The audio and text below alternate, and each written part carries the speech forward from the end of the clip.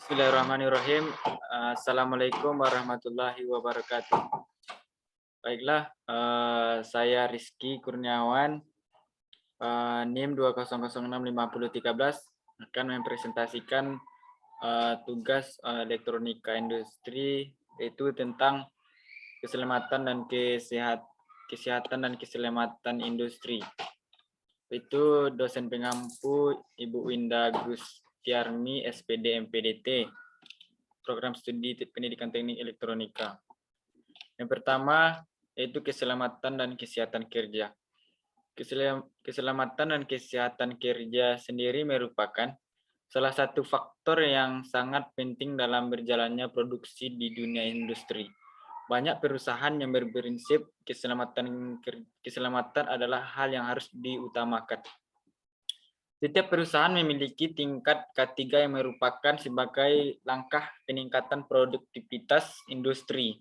Memegang prinsip K3 dapat mengurangi risiko terjadinya kecelakaan kerja. Dalam Pasal 3 ayat 1 Undang-Undang Nomor 1 Tahun 1970 tentang keselamatan kerja, yaitu yang pertama mencegah dan mengurangi kecelakaan, yang kedua mencegah, mengurangi dan memadamkan kebakaran, yang ketiga mencegah dan mengurangi bahaya peledakan, yang keempat memberikan kesempatan atau jalan menyelamatkan diri pada waktu kebakaran atau kejadian-kejadian berbahaya. Yang kelima, memberikan pertolongan pada kecelakaan. Yang keenam, memberikan alat pelindung diri pada para pekerja. Yang ketujuh, mencegah dan mengendalikan timbul atau menyebarluaskan suhu, kelembaban, debu kotoran, asap, uap, gas, hembusan angin, cuaca, sinar matahari, atau radiasi. Yang selanjutnya itu status kesehatan seseorang. Menurut Bloom tahun 1981 ditentukan oleh 4 faktor sebagai berikut. Pertama, lingkungan berupa lingkungan fisik, alami, buatan, kimia, dalam hal ini yaitu organik, anorganik, logam berat, debu, dan virus, bakteri, mikroorganisme. Selanjutnya itu tujuan dan fungsi keselamatan dan kesehatan kerja. Dalam hal ini menurut Undang-Undang Nomor 1 Tahun 1970 antara lain yang pertama melindungi dan menjamin kesehatan setiap tenaga kerja dan orang lain di tempat kerja. Yang kedua menjamin setiap sumber produksi dapat digunakan secara aman dan efisien. Yang ketiga meningkatkan kesejahteraan dan produktivitas nasional. Dalam hal ini saya tidak akan membacakan keseluruhan yang saya ringkas, namun inti-intinya saja yang saya bacakan. Dilanjut, yang ketiga yaitu kecelakaan kerja di industri. Kecelakaan kerja ini merupakan kejadian di luar dugaan, berpotensi bahaya yang menyebabkan kerusakan cedera fisik. Kecelakaan kerja di industri dapat disebabkan dari kelalaian pekerja itu sendiri, perusahaan, sehingga menimbulkan kerugian dan trauma bagi pekerja dan kerugian bagi industri itu sendiri.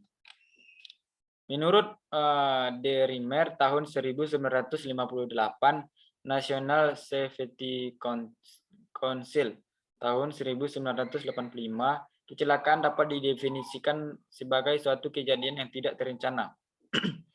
Kecelakaan tidak selalu menyebabkan luka-luka, tetapi dapat juga menyebabkan kerusakan material dan peralatan yang ada. Tetapi kecelakaan yang mengakibatkan luka-luka ini mendapatkan perhatian yang lebih luas. Jadi dapat disimpulkan bahwa kecelakaan kerja adalah suatu kejadian yang tidak terencana saat melakukan pekerjaan.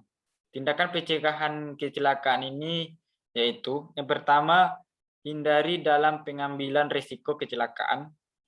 Yang kedua, simpan peralatan dan bahan yang dapat membahayakan keselamatan dan kesehatan. Yang ketiga, identifikasi kondisi tidak aman pada tempat kerja. Yang keempat, pembinaan dan pengawasan melalui pelatihan dan pendidikan prosedur K3. Yang kelima, pengembangan sumber daya manusia dalam penerapan ketiga. Yang keenam, penyediaan sarana dan prasarana, pencegahan kecelakaan kerja, sehingga menciptakan tempat kerja dan pekerja kondisi aman. Kedelapan, melakukan pemeriksaan berkala terhadap mesin yang memungkinkan terjadinya kecelakaan kerja.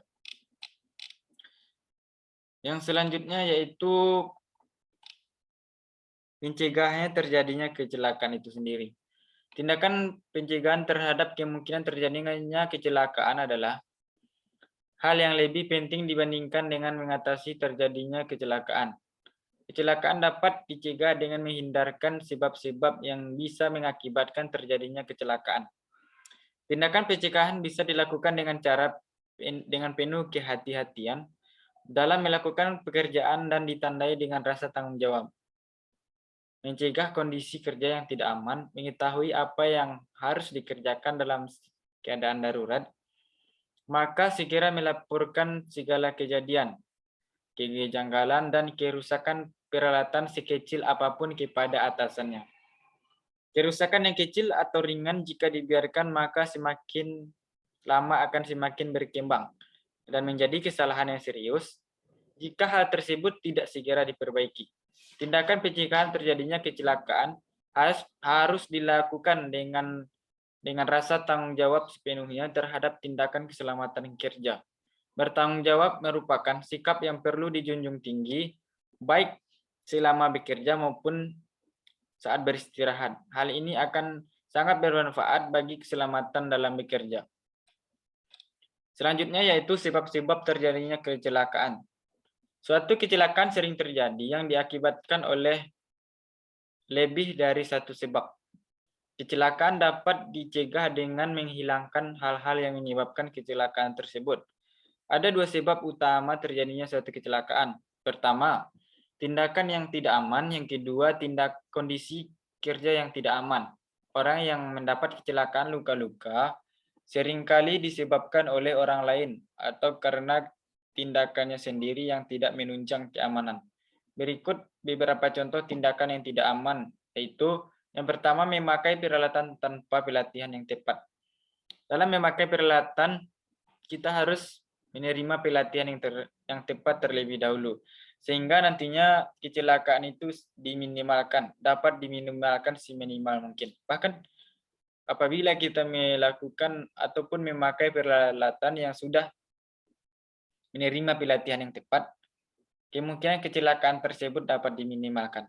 Yang kedua yaitu memakai alat atau peralatan dengan cara yang salah.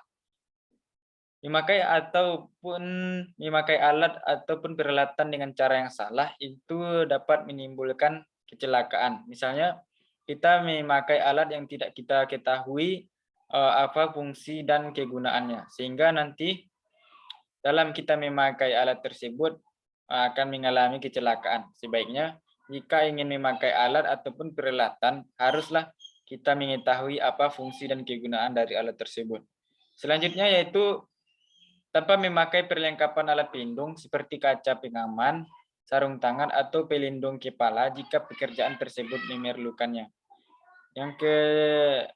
Selanjutnya bersenda gurau, tidak konsentrasi bermain-main dengan teman bekerja atau alat perlengkapan lainnya.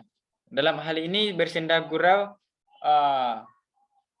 ataupun tidak konsentrasi ataupun bermain-main saat melakukan kerja ini sangat berbahaya, sehingga nanti kalau bersenda gurau ataupun tidak konsentrasi, maka kecelakaan di saat kita bekerja itu akan terjadi. Maka dari itu, kalaupun bersenda gurau, kita tidak boleh yang tidak namanya konsentrasi ataupun bermain-main, sehingga nantinya kecelakaan saat kita bekerja dapat dihindarkan. Yang selanjutnya yaitu sikap tergesa-gesa dalam melakukan pekerjaan dan membawa barang berbahaya di tempat kerja. Dalam hal ini, apabila kita melakukan pekerjaan di workshop ataupun di labor, maka sikap yang tergesa-gesa itu kita hilangkan. Kenapa sikap tergesa-gesa itu dihilangkan? Karena apabila kita tergesa-gesa dalam melakukan sesuatu, ataupun dalam melakukan praktikum, maka nanti hasil yang didapatkan pun tidak maksimal. Selain dari itu, kemungkinan kecelakaan-kecelakaan kecil dapat terjadi akibat dari tergesa-gesa dalam melakukan sesuatu. Maka dari itu, sikap tergesa-gesa ataupun tidak konsentrasi dikurangi saat melakukan praktikum, sehingga kecelakaan saat melakukan kerja dapatlah diminimalkan. Selanjutnya, penyebab berbahaya yang sering ditemui. Yang pertama, bahaya jenis kimia. Terhirup atau terjadinya kontak antara kulit dengan cairan metal, cairan non-metal, ataupun hidrokarbon dan abu, gas, uap, stem, asap, dan embun yang beracun. Yang kedua, bahaya jenis fisika. Lingkungan yang bertemperatur panas dingin, lingkungan yang beradiasi pegion dan non-pegion, bising, vibrasi, dan tekanan udara yang tidak normal. Selanjutnya, cara pengendalian ancaman bahaya keselamatan kerja itu sendiri. Yang pertama, pengendalian teknik, yaitu prosedur kerja, menutup ataupun mengisolasi bahan berbahaya, menggunakan otomasi pekerjaan, menggunakan cara kerja basah dan ventilasi pergantian udara.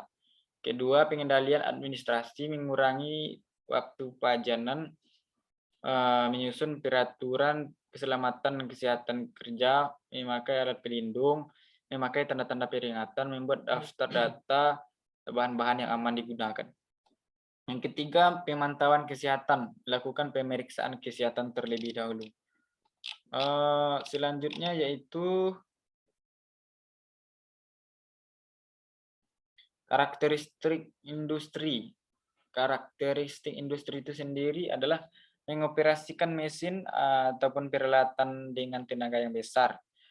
Mesin ataupun peralatan tersebut dapat beroperasi secara otomatis atau setengah otomatis ataupun beroperasi dengan menggunakan bahan kimia yang korosif. Kecelakaan kerja yang terjadi terbagi dalam 3 golongan bahaya. Pertama, bahaya kimia, fisika, dan bahaya ergonomik. Yang pertama, bahaya kimia, yaitu terhirupnya atau kontak kulit dengan cairan metal, cairan non-metal, hidrokarbon, debu, uap, stem, asap, gas, dan embun beracun.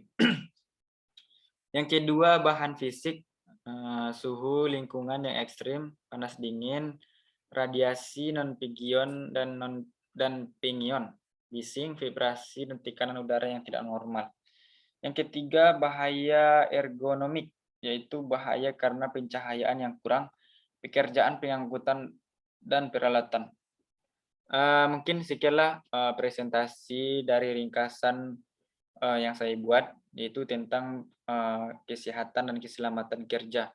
Adapun referensi yang saya ambil yaitu dari link di bawah ini, ditambah dari buku elektronika industri yang saya baca di sini.